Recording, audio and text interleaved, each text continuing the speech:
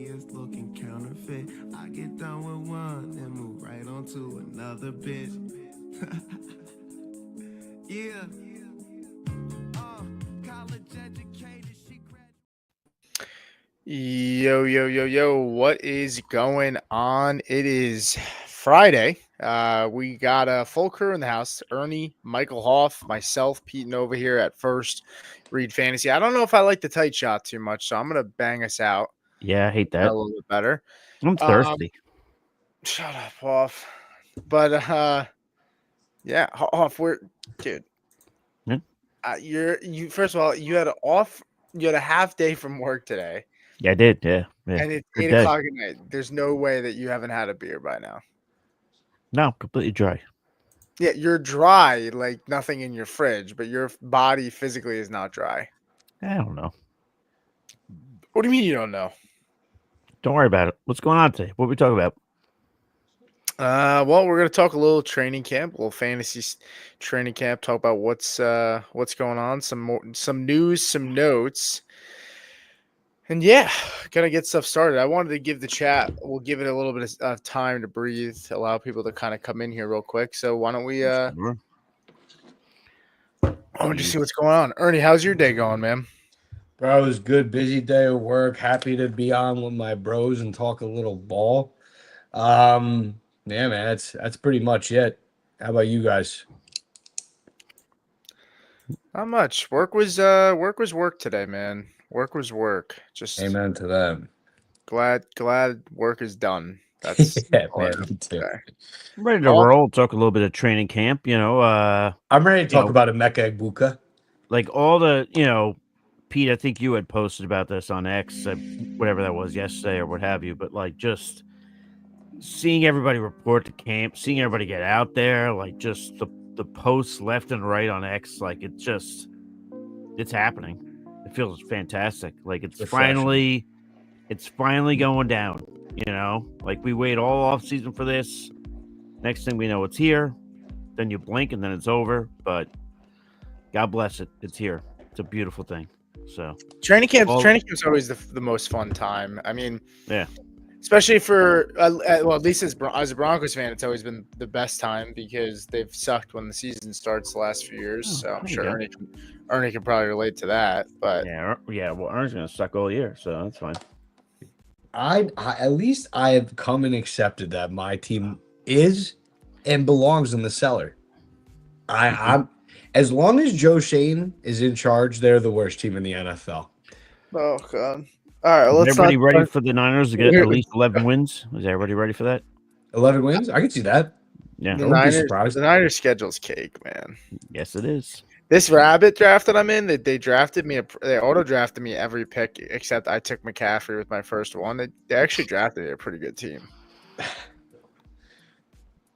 They gave me Who's your team? McCaffrey, Hampton, and Kenneth Walker. St. Brown, Waddle, and Trey McBride. Who's your second running back? Hampton. Holy, that's a dang team. So you got McCaffrey. Wow. McCaffrey, Hampton, McBride, St. Ew. Brown. Yeah, so not a bad squad. Dude, auto drafted better than you draft. You should just let it keep going. Yeah, maybe. When was the last time you won a tournament, Ernie? No, I have never won. I'll have you know, I'm a 3-time weekly winner from last year. Is that like a big tournament? I just got in the money. It's weekly winners. So weekly winners, what I did last year is I tried my hardest to draft as many Bengals full team stacks last year for weekly winners. Because in my head, I was just like, they're going to be in a couple of blowouts, and we know how the team is. And so I hit inside the money strictly because of those Bengals games. It wasn't for a ton. I got inside the money like 3 times, but I wasn't like I finished super high on the week, but I got inside the money on those. Weekly winners is like a weird thing. People will sit there and say like weekly winners is kind of a waste, and you should just do the you should just draft the squad. Like what do they call? What do they call those on the? What do they call those when you do the drafts off? Like it's like you do a fantasy draft like for the week. You get in the draft rooms on like Underdog, DraftKings, and it's just like but you get put into a tournament, but it's I forget what they call it, but it's yeah. That's yeah. what people say. You might as well just do that instead of the weekly winners. But like, how like on a week that the team like the Bengals are projected to be in a shootout, like you're not stack Burrow, Chase, and Higgins and Chase Brown. I mean, unless you're talking about like strategizing from a week to week basis, maybe that makes more sense to just do that. But I mean, I don't see the harm doing weekly winners. I've won on weekly winners. Yeah, weekly winners is fine. I mean, it's not like I'm jazzed up to play it, but yeah, I haven't played one yet this year. I mean, I'm sure I will because I'm a fucking degenerate. So yeah, we could have been. We'll do a best ball draft after we get off air. There you go.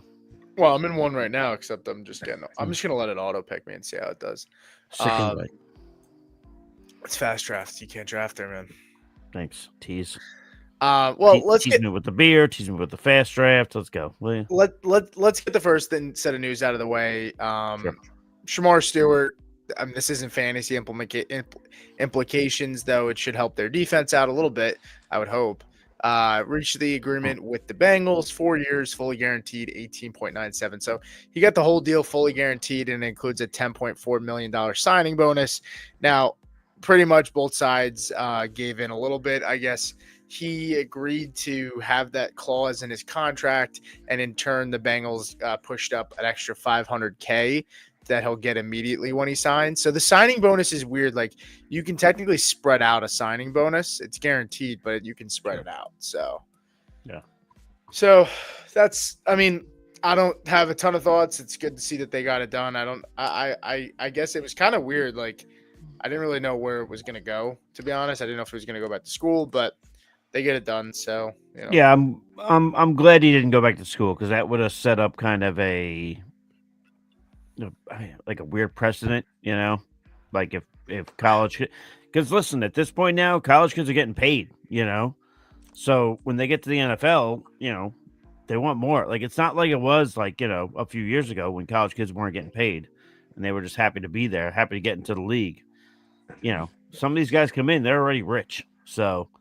Yeah, I'm kind of happy they got this done. I thought that would have set up a weird precedent, but I will say Bengals are going to Bengal. That's it every year. So I'm not surprised that they were the ones that wound up in this mess, but I'm glad they got it resolved. So, Ernie, what are your thoughts?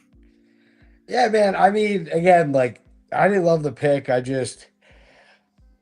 kind of agree with Hoff. It's like a reflection on the organization that you even risk putting yourself in this situation with the 17th, 19th pick. Like it was a great draft too. There's so many needs they have on defense, and but yeah, I'm happy that it worked out. They obviously need help on that side of the ball. If they had a good defense, they probably would have been in the playoffs last year, right? Like their offense is insane. So yeah, it's good to see him. Again, I don't know how good Stewart's going to be. I liked their second round pick better, Knight. I thought he was better value. I think he's all over the field linebacker, tackling machine. But yeah, man, they need help on that side of the ball. So it's a good to see that they were able to work it out with their first round pick. Hopefully this kid isn't like a head case or anything like that. But yeah, man. I mean, when he was talking to the media about his contract, he seemed pretty well spoken. He seemed like he had all the facts. He wasn't really running his mouth. So all right, wasn't it about like him going to like there was a clause or something like if he goes to jail, like why do you need that clause? Is that like a normal thing? Is that a standard thing with players? I forget where it's been done, but Pete, it's been done before, right? Like they've done this in certain contracts. Well, the Giants first round pick. Why do I always keep forgetting the kid from Penn State that the Giants drafted? Carter. Yeah. Apparently, Abdul Carter has it in his contract. Okay. So, but I'm saying is that like so that's not a standard thing. Like this is just like for specific players. I think it's starting to become more and more. All right, because that's not a standard yet, but it's not unprecedented either. Like it's been done. What up? All right, because that's what I'm getting at. Like, if this was a standard clause, like then I'm wrong. But like, it makes it a little more weird when it's like they kind of exclusively use it. Like, Maybe Yeah. I think- again, I don't know, but if he's well spoken, then yeah, sure. It just kind of like if you're hearing it from the outside, not knowing this kid's character, right? And it's like, oh well, he's not signing because there's a clause that if he goes to jail, he doesn't get paid. Right. My knee jerk reaction, you're like, oh well, why? He must be a character if they have to put that clause in there. So that was Yeah. my thought process. I think goes into what Pete was saying is like the NFL's just, I guess they're trying to iron it in, and eventually it will become commonplace. Eventually. Yeah. Yeah. I mean, look, seems- like, you know what? The more I think about it, look at Plaxico Burress. You know what I mean? Like, dude shoots himself in the leg. So it kind of makes sense where it's just like, don't do anything stupid. You're about to become a powerful football player, you're some fame and fortune.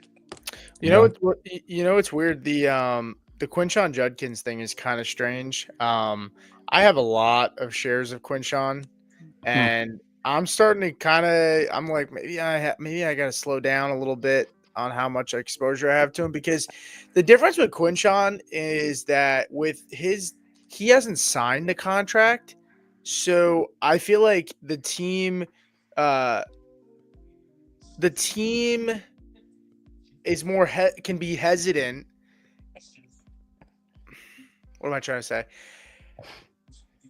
Like why would the team sign him to all this guaranteed money if they don't know about what's going to happen with the legal situation? You know what I'm saying? Like that. This is a little bit different than like a normal domestic violence thing. Like if this didn't happen, I think he would have been signed by now. It's not just like oh shit, like like we're trying to iron out the contract and they're trying to do something like the Bengals did. Like this is like, unless the team is trying to do background stuff where they're trying to go through back channels to figure out like what really happened and shit. Like, I don't know, but we've seen with the Dalvin Cook's domestic violence thing that popped up a few years ago didn't get figured out for like a year. So the Quinshon Judkins thing is kind of strange. Like, I don't really know what to expect anymore because he didn't sign the contract. Those other guys were already on deals at the time. It's true. I don't have a ton of shares of them. I'm not going to because of this. I'm kind of waiting to see how it goes, but yeah.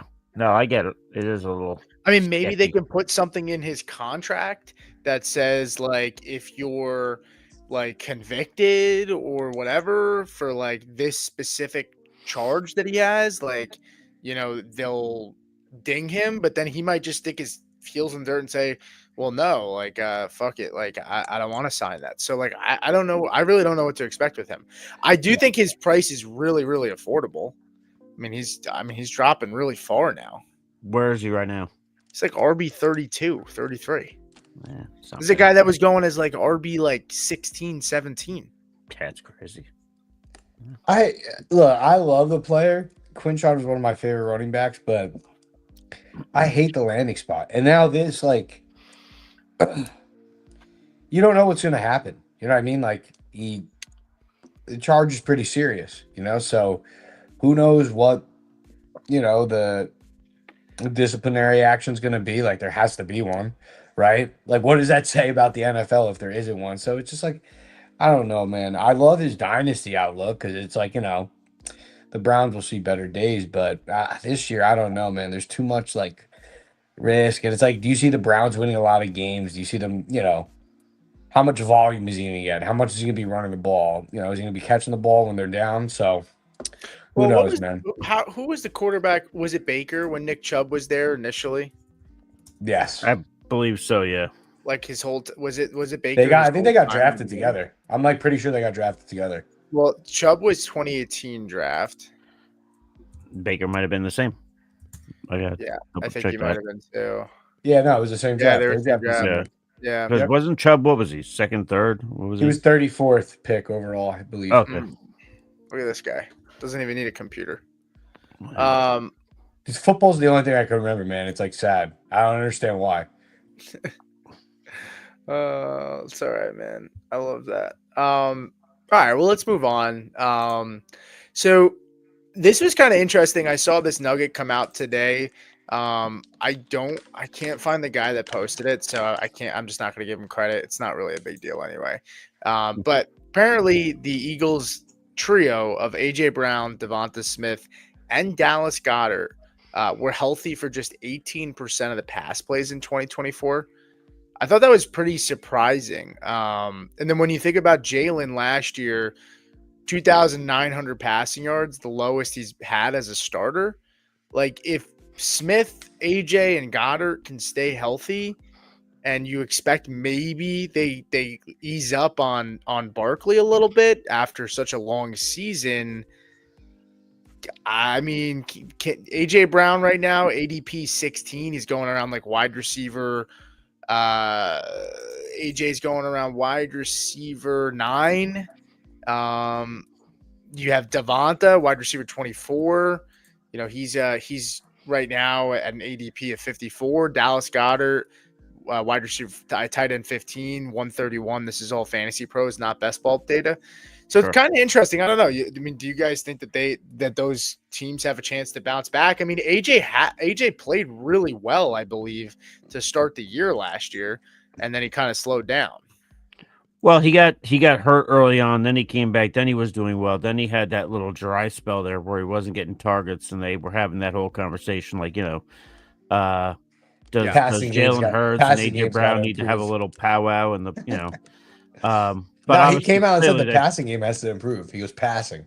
Yeah. I'll never forget that. Yeah. But yeah, so but yeah, and I also think that makes sense if you paid attention to last year in terms of all them being on the field at the same time, because AJ Brown was hurt in the early part of the year, and then Dallas Goedert towards the end of the season was hurt. He obviously came back, but so I guess that kind of makes sense. But yeah, I'm one of those guys who thinks that there is going to be a little bit less of volume for Saquon. That's why I got Bijan as my RB1.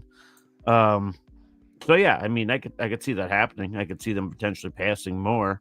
Not to this crazy extent though. But yeah.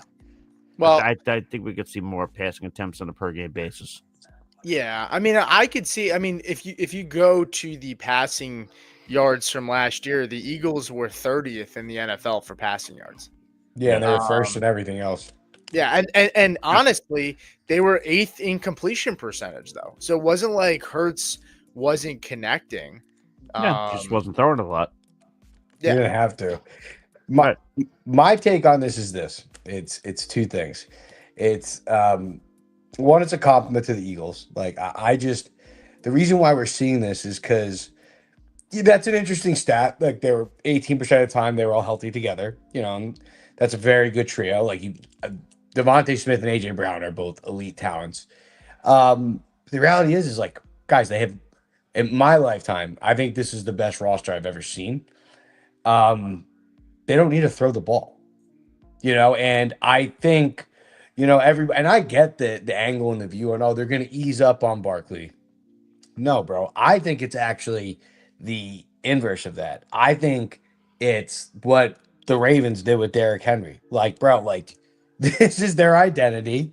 They don't need to throw the ball, right? Like Howie Roseman is a god. And I think it says something. Like I don't think Jalen Hurts is elite. I don't think he's bad, right? I just think with that team, all you have to do is not mess up, right? And that's what happened. And you have Saquon, right? And that was their identity. And they're going to do the same thing this year. I think that's why they paid him that 2-year contract.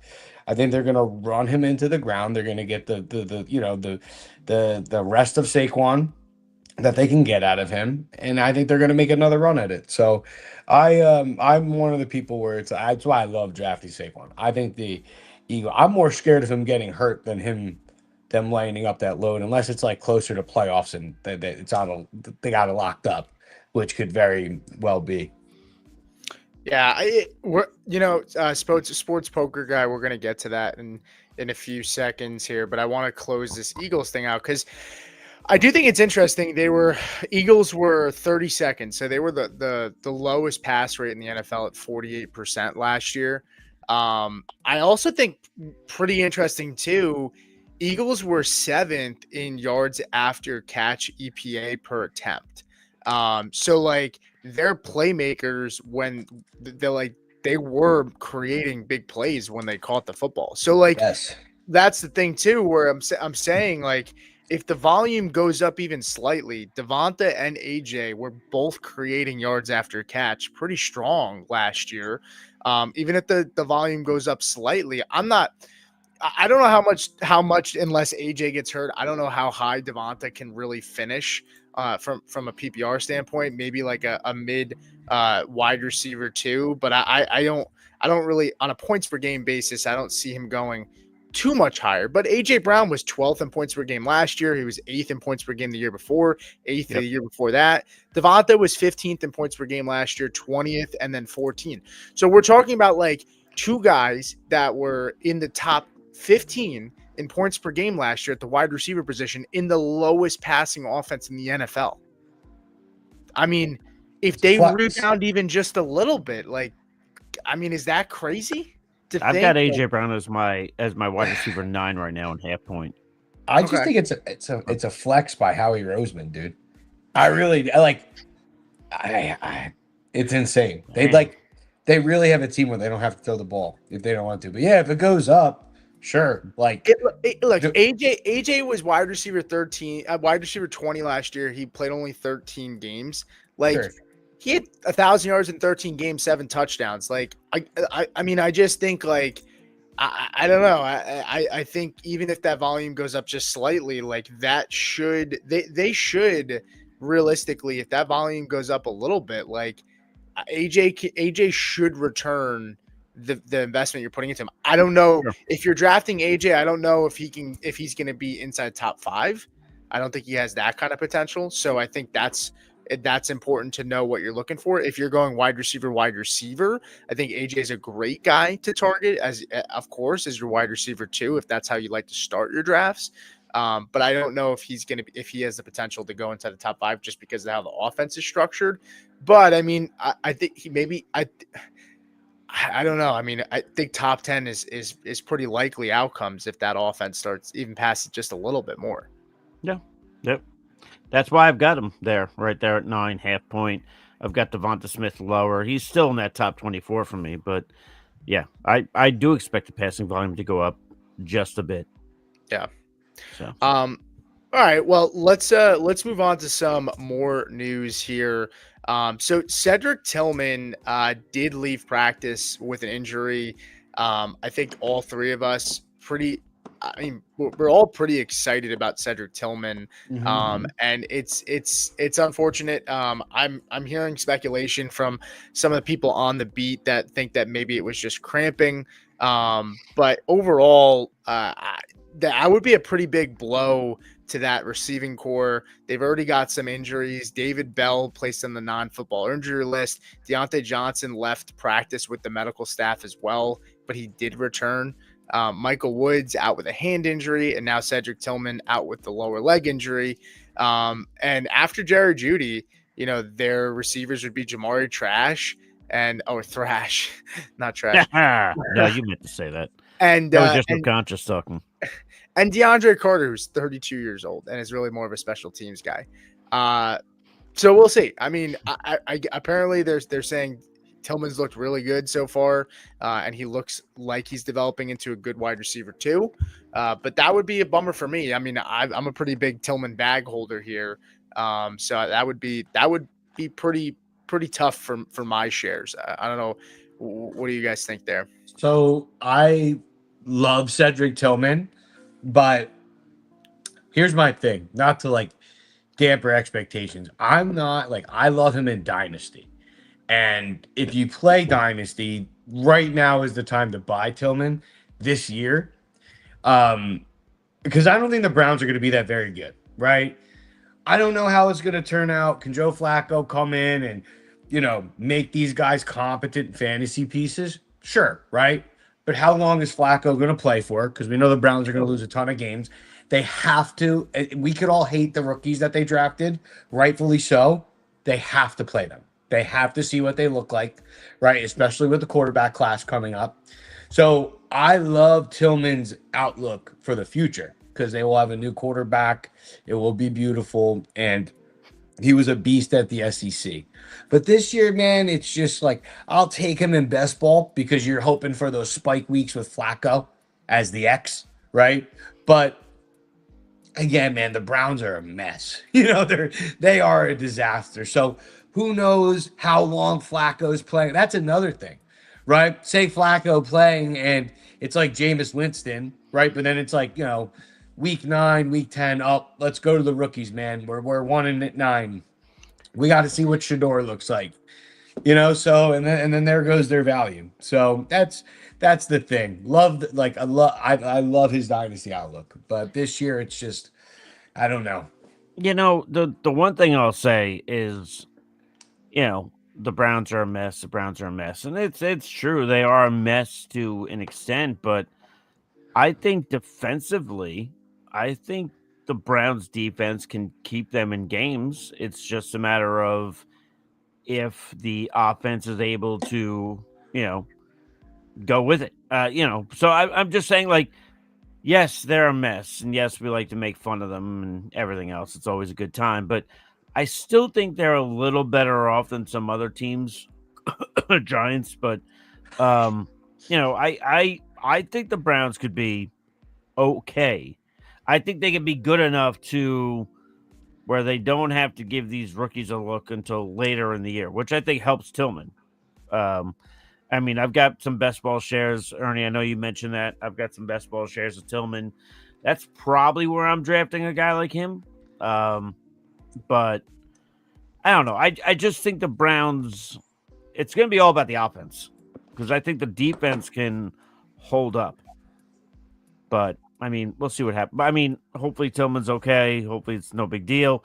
I will just tell people, by the way, people panicked yesterday about Justin Fields getting carted off and stuff. When it comes to training camp, though, I thought of you, Hoff, when that happened. No, but not even that. It's just like when it comes to training camp, for the last few years, guys get carted off, and like it's not always a big deal. Like sometimes it is, like Pete mentioned earlier, like cramps or something, like and they just cart you off instead of So keep that in mind during training camp. A cart during training camp is different than, it's not as much of a death sentence as it is in the regular season. That's all I'll just kind of sprinkle on there. But yeah, look, they're these training camp facilities too. They're not like close to the locker room always. So like, right, they get carted off. It's a long walk. Like, it's a hike. Why would they make a player who might be injured walk like a 10-minute walk to get to the fucking locker room? Like that just reminded me of that. What was that Thursday night game when Trevor Lawrence was limping to the locker room and like they didn't bring him a cart? Yeah. Yeah. Good times. Well, some organizations don't know how to aren't that classy. But yeah. In case you haven't, and I guess I'll just share my part of my reason that I'm on Tillman if he's healthy. And I know we've shared it already, but for me, I talked about it, but 10 routes per game through week 6 last year. In games 7 through 11, he averaged 45 routes per game. And that's when we saw the most production from Tillman, right? When he was on the field, productive. This room is very thin. There are not a lot of weapons. And, this is a guy that averaged 18.6 points per game in that time. The problem with Tillman, which is the truth, is that he's a guy that he gets hurt a lot. He's got the concussion issues. He had that last year. I think he dealt with a concussion in OTAs. And now he's got this, which I'm just hoping it's cramping. I saw the play, but we'll see. But overall, I think, I'm still in on Tillman. I just hope that he stays healthy. So we'll see. Anything else that you guys want to add there? Or? No, just looking at Cedric Tillman's injury risk in 2025, according to Draft Sharks, is at 35.8%. That's pretty high. Just take a look at that. Yeah, that's pretty high. Yeah, high enough. Yeah. Moving on. Darnell Mooney, also another guy that got hurt today. Walked off the practice field with a trainer, did not return. And that was after diving for a Michael Penix pass down the right sideline. So hopefully we get some clarity on his injury today or tomorrow. Interestingly enough, the team did sign DJ Chark. I don't know if that was a corresponding move or not. But Darnell Mooney, kind of a bummer because I kind of like him a little bit too. It seems like he was. If you watch the quarterbacks Netflix series, it felt like Darnell Mooney was like the number. You would think he was the number one wide receiver if you didn't watch them play last year. Yeah. No, yeah, and I do wonder that. I wonder how much better can Darnell Mooney be, or is it kind of a plateau situation? I mean, 106 targets last year, 64 receptions, almost 1,000 yards, 8 yards shy, and what was it, 5 touchdowns? So, I mean, I don't think he's going to get much better than that, but I'm curious to see what Penix does with this offense. I'm going to hold out some hope here that that Mooney's going to be a-okay, but I'm excited to see this offense, honestly, though, with Penix. Arnie? Yeah, man. No, I think Mooney is what he is, man. He's a solid wide receiver too for fantasy. Like, I'm sorry, for real life. And for fantasy, he's a good, flex play. Because I feel like he's matchup play. Right? Like if they're at home versus Tampa Bay, I want me some Darnell Mooney. He's gonna have an awesome week, and that's how I look at him. You kind of got to be cerebral with him, right? I don't think he's a guy that you play every week, right? But I think he's an awesome bench player for fantasy. I think he's a guy like awesome for bye weeks, right? He's awesome for, like I said, like matchups. You can stream him in your flex. So that's how I look at him. Yeah, it doesn't surprise me. I didn't watch that Hard Knocks, but like, he is older, so he's probably got more of like a leadership role in that locker room. But he's a very good player, man. He's always been underrated. Like, I'll never forget. There was like one week I bet it's like kind of like a meme when he was on the Bears, and it was like he was like wide open, and like it was I forgot who the quarterback was, but just complete. It might have been. Was it Trubisky? I don't know, but just completely misses him, and he's wide open. And Yeah, it's just, I think I remember that. yeah, dude. I bet is over. So of course that's how I get screwed naturally. But Naturally, yeah. Darnell Mooney is an awesome separator, man. I think he's like the perfect complement to a Drake London, right? Like that alpha receiver that is going to go out and dominate. It keeps the defense, in check, man. Now they just can't focus on London. They got this other guy that could get, open and create havoc. So yeah, he's a great player. Cool. Yeah, I guess we'll see. They don't really. I mean, DJ Chark, I feel like is he signed when he signed with the Chargers. I think we kind of were like, oh, like maybe he'll be the guy that takes over the wide receiver too, because Quentin Johnston was kind of Yeah. and I'll just say I won't be scared to draft Darnell Mooney because DJ Chark is there. That's no, of course. the most respectful way I can analyze.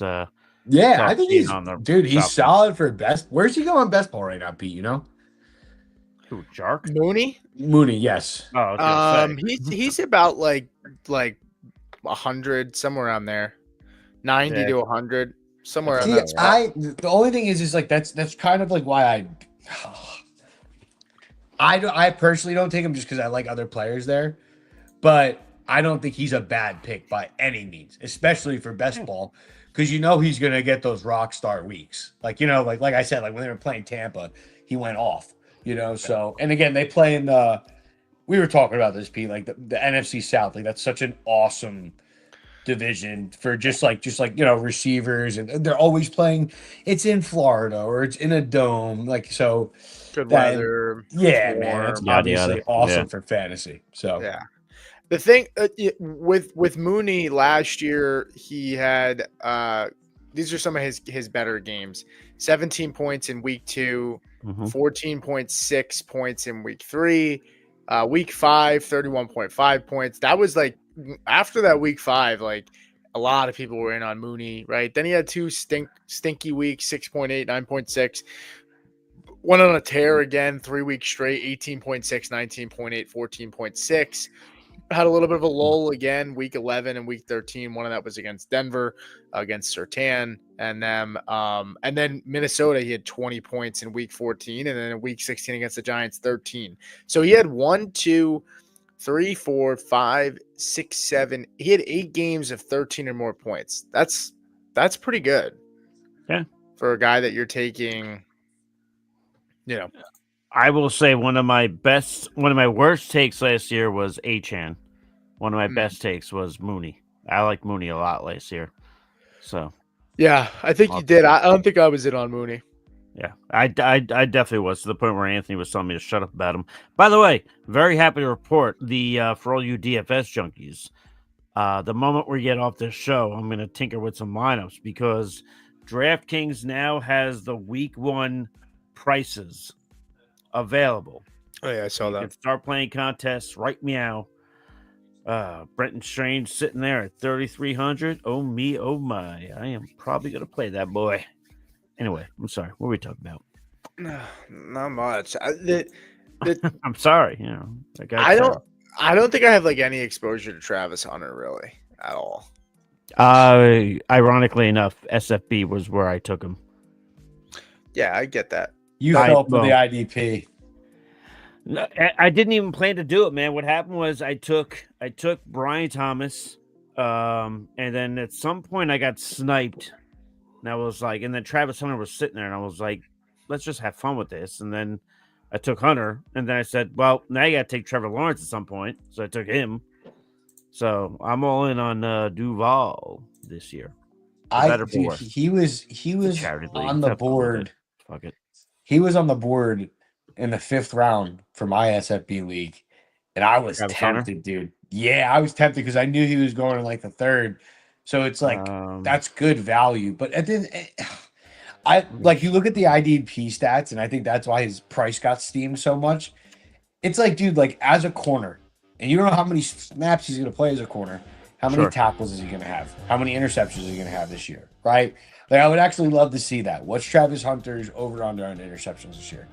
And then you factor that in. It's like, how many snaps is he going to play on offense? You know? So I don't even know if he's going to get that much benefit from the IDP stats. But again, if he comes in and he's playing that slot role in Liam Cohen's offense, right? Like the same thing Chris Godwin was playing, then he could be a problem. So we'll see. But he's somebody that, again, I am staying away. I'll wear it if I'm wrong, know, and he could be a great, if he goes into the Chris Godwin role and he's a rock star, I'm an idiot. But what's up? No. Just chuckling. Go on. Oh, no, my bad. And I'll wear it, man. I don't feel comfortable. Like, all these coaches say shit all the time that they don't mean, right? I don't know. He's a human being. I know they're going to speak highly about him and be like, oh, he's playing every snap. Do you believe or think he's going to play every snap both ways? No, of course not. I can't, I just can't. So it freaks me out, but where did you say I'd much rather have Ibuka. Well, let me hold on. Yeah, I know you'd rather have a Ibuka because you keep giving me the goddamn trade offers. It's fantasy, man. It's fantasy. I got to offer it. From a snap share standpoint, right? What is our expected snap share for Travis Hunter? What do we think? 60% on offense, 60 on defense. You think 70, 80, 90? I mean, he's not playing. I mean, I can't see them gassing him. I think he's going to be higher defensively, but I think it's a complete guessing game. I think it will be 50-50 at first, and they're going to see which side he's more dominant on. And then I think they're going to cater him to that side. Like, say Hoff, you're right? Which I could very much, he's a better corner than he is a receiver. Sure. Then I think he's going to play corner more, and then for offense, they'll be cute with him, and do cute little packages and trick plays and shit. So that's what I envisioning happening with him, So where did you say you debated taking him in SFB? Would you say 5th round? 5th round. I got him. I got him first pick of the 4th. So that's still good value. He was going in the 3rd round a lot from what I was reading. That's still good, really good value. I actually ended up taking Harvey just because, dude, the scoring is ridiculous if you get a running back that's gonna get a bunch of catches and carries. Those first 4 picks: CMC, Brian Thomas, Joe Burrow, Travis Hunter. Fire. Good job. So the rest Hell of the yeah. team is. So, So, so from a route participation standpoint, right? sure. So that route participation is really just routes run per team pass play. Now this is per player profiler, but if you go to the top guys in fantasy points per game, Puka Nacua had 63 route participation, but that had to do more with the injuries than anything, right? It's total team plays that they participated in the routes, right? But outside of that, I mean, most of the players, I mean, you had Nico Collins who had 76, but he missed 4 games. But I mean, most of the top players were all up there in route participation, right? I mean, you're not going to find a guy in this top 25 in points per game that had less than 80% route participation outside of Nico Collins, who had 76, and Rashee Rice, who had 66. And again, those are guys that got injured. Puka had 63% route participation. So, I mean, if we're talking, if Travis Hunter, if you're expecting him to have 80% or less route participation, the stats, at least from last year, say he's probably not going to finish inside the top 20, 25. I kind of buy into, which kind of I think goes to what you were just saying. I don't know. I'm kind of buying into what Ernie was saying, where I think it's going to be kind of a feeling out process to start the year. See where he excels more, and then kind of lean that way. Not to say that means that they dismiss completely the other side of the ball, but I just think that that it'll sway depending on where he's excelling. That's but yeah. Yeah, I mean, look, if he's an absolute beast on offense and their defense is terrible, I don't know that they're going to be like, okay, well, we gotta slow him down on offense because he's got to play more defensive snaps. Yeah, I'm not drafting him a ton in redraft in general. I don't even have a ton of them in best ball. I just, by happenstance, it just kind of happened in SFB. But if people are asking about redraft, I'm probably not going to have a lot of shares of Travis Hunter. Well, and then to go to go a step further, even if we talk about like target share, right? Sure. Yeah. If you look at target share, and I'm gonna put it to like a minimum of like 500 snaps, right? Oh, sure. If you go to target share, minimum 500 snaps for wide receivers for fantasy points per game, right? The top guys had at least, outside of Mike Evans, who actually had 24, and then Nico had 24.8, but all the top guys had at least. I mean, the only guy that had under 24 was Jameson Williams, who had 18. So JMO may be an outlier. Maybe Travis Hunter could give you similar-ish vibes, but Jameson Williams is also an awesome offense, But it's just interesting. I mean, Travis Hunter, is he even the second target share getter? Like, do you think he's the second overall target getter in that offense? Yes. You think so?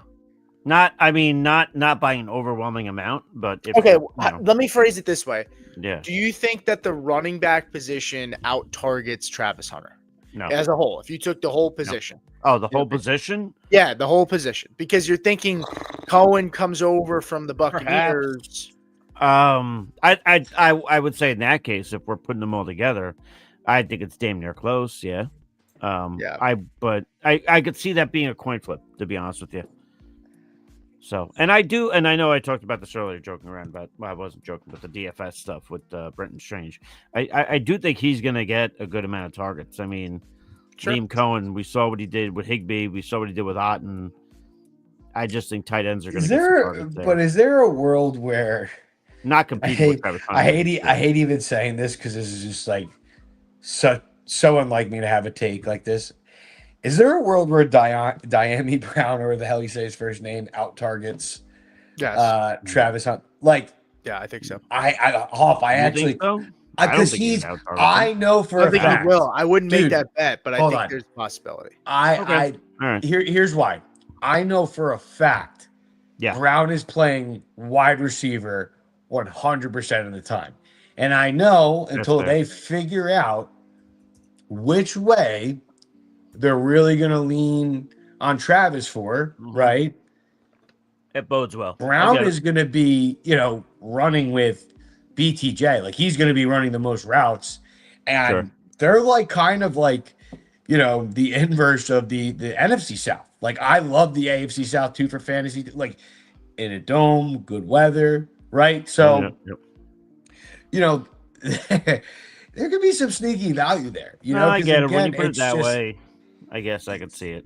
you know what I mean? It was just hitting me as we were talking about it because I'm like, Brown's good. Like he showed us that, what he could do in the play. Again, we don't know if Gladstone's good or not. From where he's coming from, right? And there was rumors that he was the mastermind behind Puka Nacua. He could have been. None of us were in that room, right? That could have been like him on day 3, just pounding the table for Puka, right? And that's probably why he got a GM position if he was doing stuff like that, right? So I think it says something that he went and he signed a player like Brown.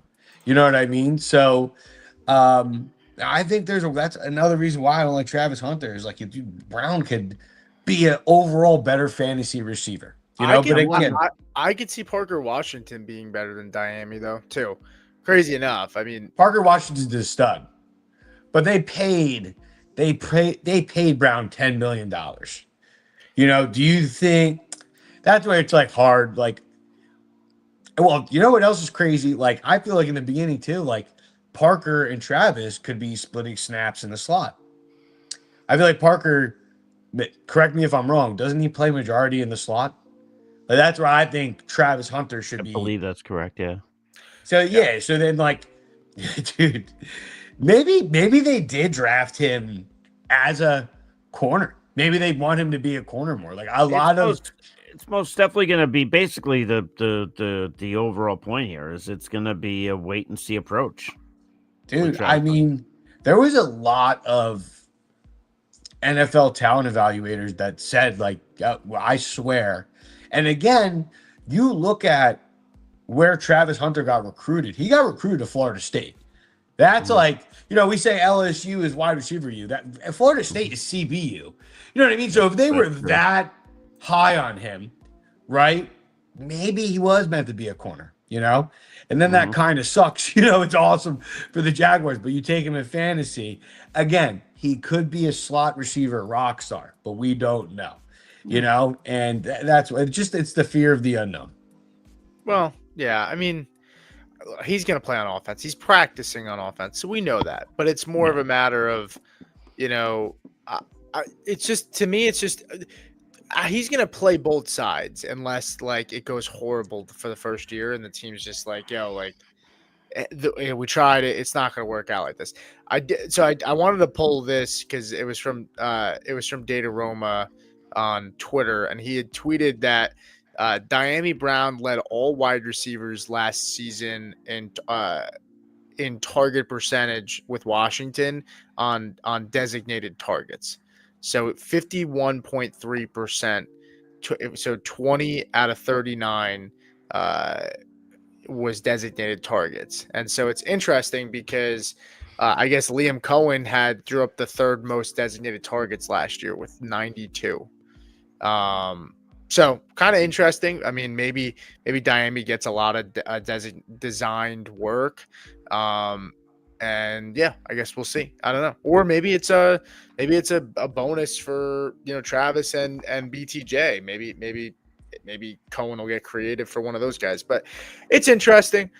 I think we milked it too. We've milked this conversation enough. I just thought it was like, I just wanted to look at the target share because, I just think it's important when we're thinking of how many percentage of the snaps and the routes of the team does he run, and then just taking a look at the guys last year and how much they're in. I'm going to try to pull a chart on this and get it up. And I think that'll be interesting for people to take a look at, but I think that's really it, guys. Zach Linton, I know you came in here, man.